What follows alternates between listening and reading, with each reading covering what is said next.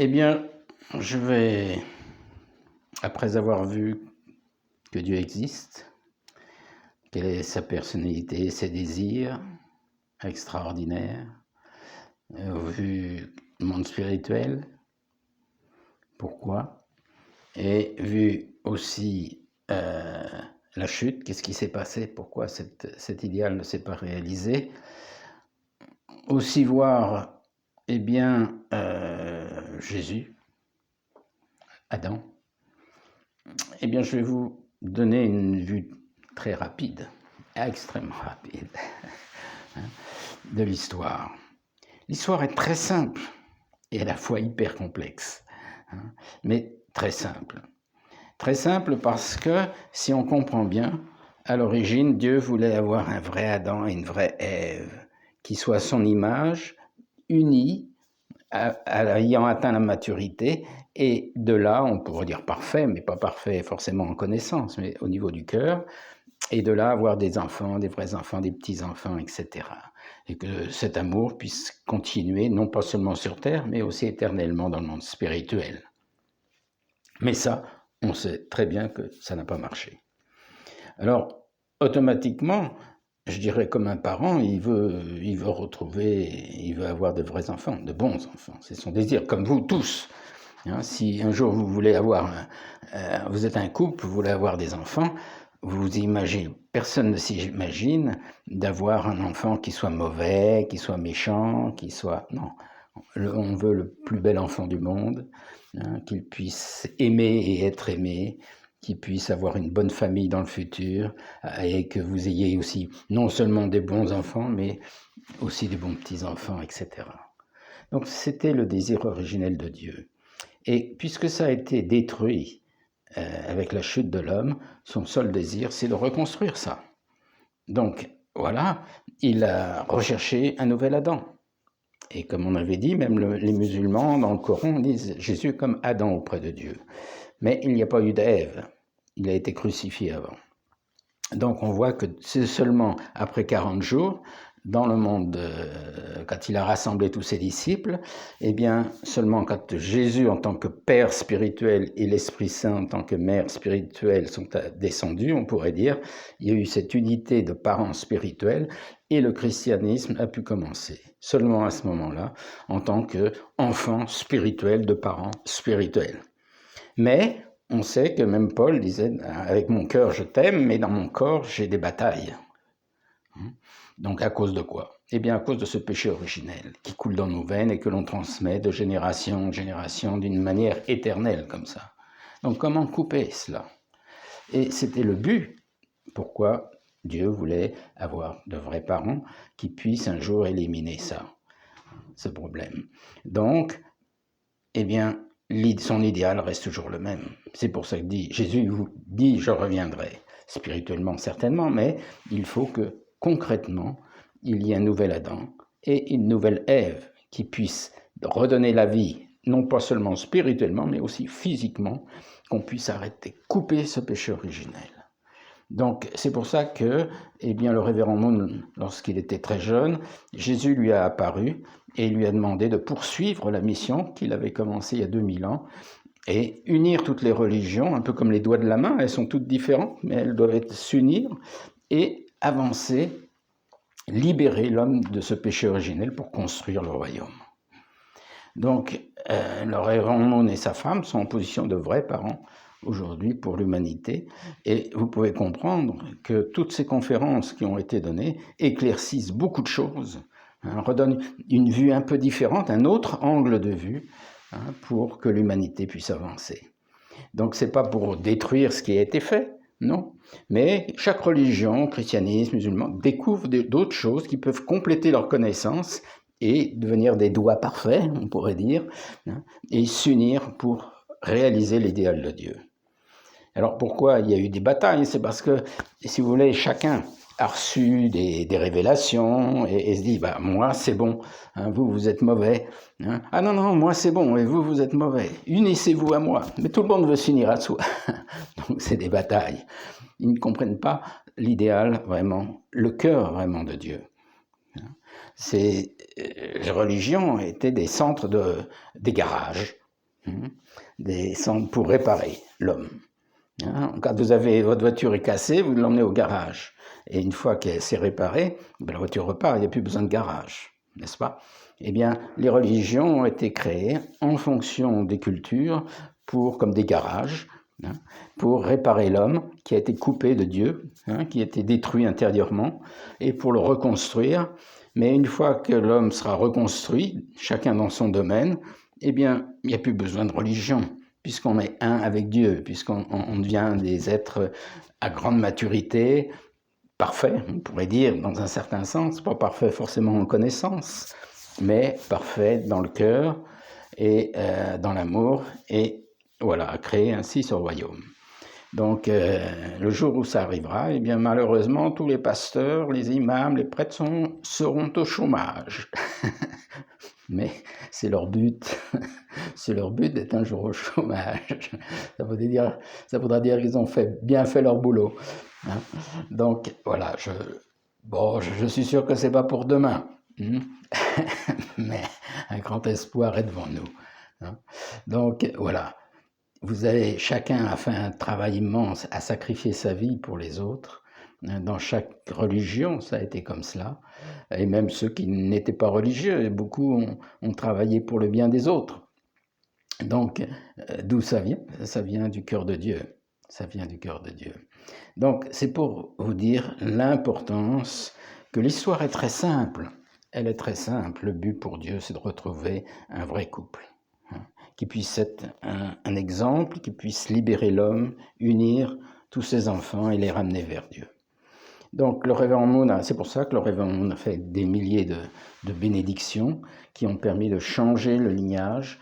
Et nous-mêmes, eh bien, nous faisons la même chose. Et un jour, quand les pasteurs, les prêtres, les imams et autres auront fait cela aussi, certes, un grand nombre l'ont déjà fait, mais eh bien, on pourra les aider aussi à faire ça dans leur congrégation. Il n'y a qu'eux qui connaissent les personnes qui sont dans leur congrégation mieux que nous. Donc, ce sera extraordinaire. Ce sera extraordinaire. Donc, voilà. L'histoire est très simple. Mais, vous voyez,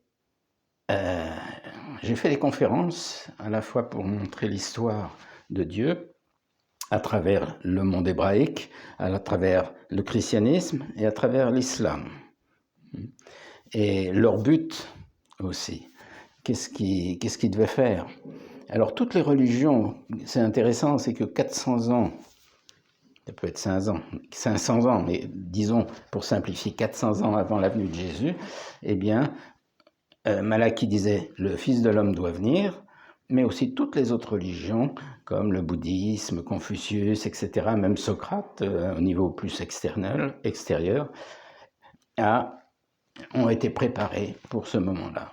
Malheureusement, il aurait dû y avoir unité, et si Jésus avait trouvé son épouse, il aurait pu être les vrais parents de l'humanité à ce moment-là, et construire le royaume, et développer tout cela, s'unir dans toutes les directions, grâce à Rome qui avait construit des autoroutes, on pourrait dire, à travers le monde, mais ça n'a pas marché. Donc toutes ces religions-là ont continué, et même le côté de l'islam qui n'avait encore aucun prophète, ont pu avoir un prophète en l'an 600 avec Mohammed et développer aussi ces valeurs-là. Donc c'est une histoire intéressante, mais je ne peux pas vous l'expliquer et vous le montrer clairement juste en 10 minutes. Mes conférences, vous pourrez les voir, il y a un PowerPoint à côté, avec tous les passages de la Bible, du Coran ou d'autres religions pour expliquer, pour que ce soit clair pour vous, avec des schémas, avec tout cela. Mais sachez que c'est quelque chose d'extraordinaire. Et Dieu ne veut pas détruire la terre. Il ne veut pas détruire la terre. La preuve, c'est que dans la Bible, il parle oui, beaucoup de catastrophes vont venir, mais les personnes vraies resteront sur terre. Pareil dans l'islam. hein, où les anges vont plier le ciel, comme ils disent, hein, mais les hommes bons resteront, les hommes droits resteront. Donc, ça veut dire que, eh bien, bien sûr, il y aura beaucoup de catastrophes. On en vit déjà un petit peu, hein, et même beaucoup, mais un grand avenir est là. Et ce grand avenir, c'est vous qui le construisez, c'est vous qui pouvez le changer. Chacun d'entre nous pouvons le changer. Hein. Donc, on n'est pas là pour détruire les choses, mais pour construire, pour élever les autres. Hein. Même Jésus disait, je ne suis pas là venu pour être servi, mais pour servir. Eh bien, l'islam, c'est ça. Hein. Il veut servir Dieu. Hein. Et nous sommes tous là pour servir, pour élever les autres, même plus haut que nous. C'est le but. Hein. Donc, ça a été mon désir, déjà quand j'avais 20 ans, hein, par mes expériences profondes avec Dieu, d'être entouré par son amour, etc., de me poser cette question, comment unir toutes ces religions qui, normalement, devraient aimer Dieu, hein, tous ces hommes qui vivent et qui, théoriquement, hein, quand on est entouré par un tel amour, c'est impossible de penser que les hommes peuvent se chamailler et se détruire. C'est pas possible. Mais, eh bien, grâce à la guidance de Dieu, j'ai pu comprendre ces principes qui pour moi étaient extrêmement clairs. Faisant des études scientifiques, j'étais aussi à la fois rationnel et en même temps spirituel. Donc c'est pour ça que je peux faire ces conférences avec grande conviction, hein, sans problème, même si je suis timide à rencontrer les gens.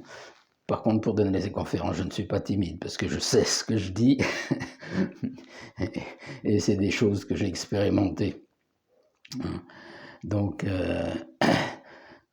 prenez soin de vous et j'espère que, eh bien, mon but, c'est que un jour, vous puissiez avancer, découvrir Dieu, avancer par vous-même, librement, vers l'amour de Dieu, développer votre cœur.